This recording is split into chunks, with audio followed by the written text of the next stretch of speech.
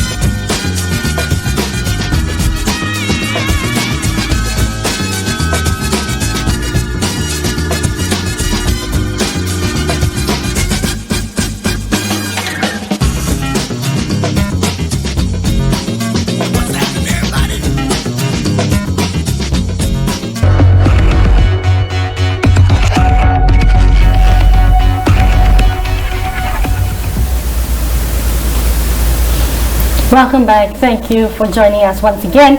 We have in studio today the editor of the Namibian newspaper. Thank you for joining us today. Sure. Thank you for having me. Appreciate it. So today we'll be talking with Toivo about the role of the media during elections. So Toivo, what is the role of journalists during election campaign trails? I think briefly, in a nutshell, really, is just to capture everything that is related to elections. The promises that are being made by politicians, the blunders like cutting people's throats, and but of course also to go back in history, a bit of history, and say, okay, in the last 5 years, for example, what was promised, and where do we stand for those that won in various constituencies and local authority councils, which we don't do very much in Namibia. The election stories are dominated usually by what politicians say now, but we hardly hold them accountable and say, okay, you said exactly the same 5 years ago, but why are you still repeating this instead of actually telling us now that, look, after we had said we are going to bring you a tap here, a communal tap in this community, it is here now, and if you vote me again in office, this is my new promises, for example. So we don't hold them very much accountable. It's something that we must introspect on as an industry, but primarily is to keep the voter as informed as possible, both on the negative and positive side of things. Now, Toivo, you talked about the promises made. Now, what role should the journalists play in contextualizing the promises made by politicians during the campaign trail? Yeah, I think what we do wrongly also in journalism, if we are to introspect, is that we just report things as they are said. We don't scrutinize them. I saw this week in the USA, Fox News has actually adopted a very interesting concept where they say, where lies are being told, we no longer as Fox News have an obligation to run with that story, especially when we are convinced that it's not true. So they even cut out Trump press conferences this week where he was claiming having won the election and stuff like that. They cut it halfway and say, sorry to our viewers, but we are ending here. So in Namibia, we've seen outrageous promises being made. Because then you start wondering, is it a case of people not knowing what the mandate of a councillor is? Is it thinking that voters are foolish, that you can just tell them anything? There was an IPC councillor in Arandes who said once elected to office, he will make sure that the repayment period of I think it was home loans or something like that would be reduced to 4 years or something like that. Using what mandate as a councillor? These are some of the questions that we need to actually bring back to them and say, look, what mandate are you going to use to actually achieve this thing? Because it's far away from the powers of a regional councillor to make any such decisions. So our role therefore is to scrutinize them, is to actually call them out when they are blatantly lying and stuff like that. Now, we always hear this equal airplay for all political parties. Where do you draw the line when you have, say, the ruling party that has an office in Windhoek, for instance, and you are based only in Windhoek as a media house, and then you have Lukato, for instance, who's based only where he is, and he's the only one based there. How do you give him fair play?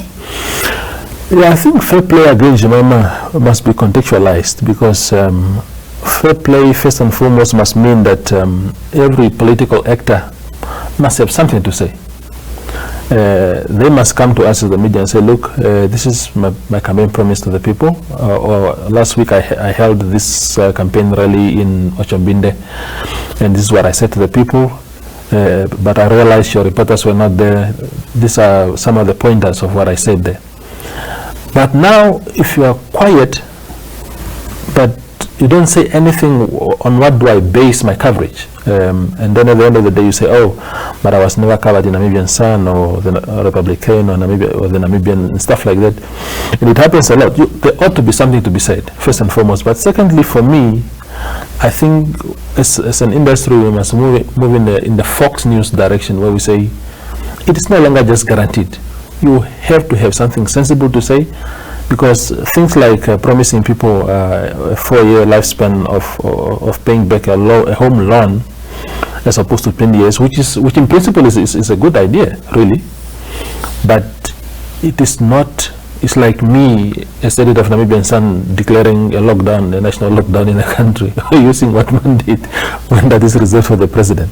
So those kind of things. So it's a tricky one, but where everybody actually have something to say in terms of their campaign messages and everything, and we have to try. Because I at Namibian Sun, for example, I'm leading a team of a very small pool of journalists. We have 14 regions in the country. My reporters are not even 14 to start with. So what we have always said is to say, look, if you have anything that is worth sharing with the public, share with us. But a lot of politicians do not even take advantage of that opportunity. Now, Toivo, looking at something else, for instance, the COVID-19, how has it changed or transformed the newsroom? Yeah, COVID caught us off guard. Nearly this time last year, of course, maybe December, of course, people were just talking about the Wuhan virus. Never in our wildest dreams did we think it would come here. It caught us in March. Here at Namibia Media Holdings, we had to, we panicked naturally. Not only at Namibia Media Holdings, the entire country panicked. If you remember the drama when the Romanian couple was announced to have been infected, and it was like weapon of mass destruction. We went the government went to the lodge where they were camping. They cordoned off the entire area, and it was like, big thing. But today, people who are getting infected, they no longer get that kind of treatment. As a matter of fact, they are told just to stay at home, abide by some protocols, and then they recover. So in terms of the newsroom, first and foremost, it taught us how to do things differently. We would use new technologies, Zoom, vMix, to actually reach out to people that we would have otherwise had one-on-one with them. And so we have adopted new technologies that we have never used before. But secondly, it has also taught us that there's so much that we can do with less. We don't have all the resources anymore, but the paper comes out every day, strong as ever most of the time. So it has taught us those things, but it has hit our resource basket hardly, very hard. At NMH, it's not a secret, there was a public statement issued where salaries of all of us were cut. at the Namibian, they have sent a lot of reporters home. Of course, they are saying it's because they are realigning. But when realignment is taking place during COVID, it is very likely to be that it was just because of COVID-19. Recruitments across the entire industry has been placed on ice. Nobody's employing new graduates from college who have qualifications in journalism and stuff like that. So those are the impacts, and we just hope that this thing ends very soon, because otherwise even those that tried to really just maybe hold on and not send anyone home or cut their salaries, eventually they'll be forced to do that just to sustain the entities. Now lastly, talking about press freedom, do you think Namibia will retain his spot as number one on the continent? It's a very difficult one, Jemima. You of all people would know the events of this year. So many things happening. Journalists, writing to State House, wanting to meet the president over the way they are treated. And a lot of criticism coming also from government side towards the industry, which is okay. I don't mind the industry being critiqued, but sometimes there's been incidences where you feel, it was beyond the realms of what is expected within the spirit of fair criticism. There's been a lot of incidences where the media claims to have been excluded from key announcements by the state, and with specific sections of the industry being preferred ahead of others. And the world is watching.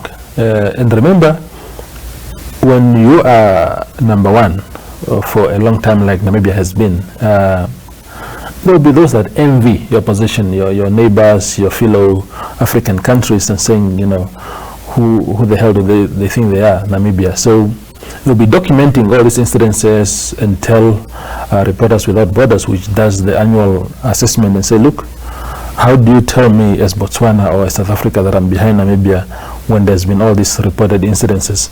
And I wouldn't mind, really, if we lose that position justifiably. Because it's one thing just to clap hands and say, oh, we are number one in Africa, we are whatever. But when you feel the heat as a person on the ground, that, no, but with all this happening, are we really number one? Sometimes maybe it will serve as a lesson. Again, I do not oppose at all that the media must be criticized. We are not perfect. Our shortcomings must be pointed out.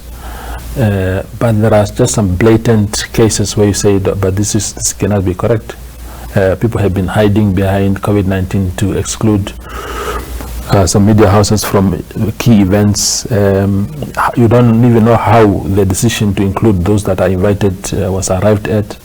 So those kind of things. But hopefully we will learn from these things and reclaim our spot. Thank you very much for joining us once again. I appreciate it. Thank you. Thank you for tuning in. God bless.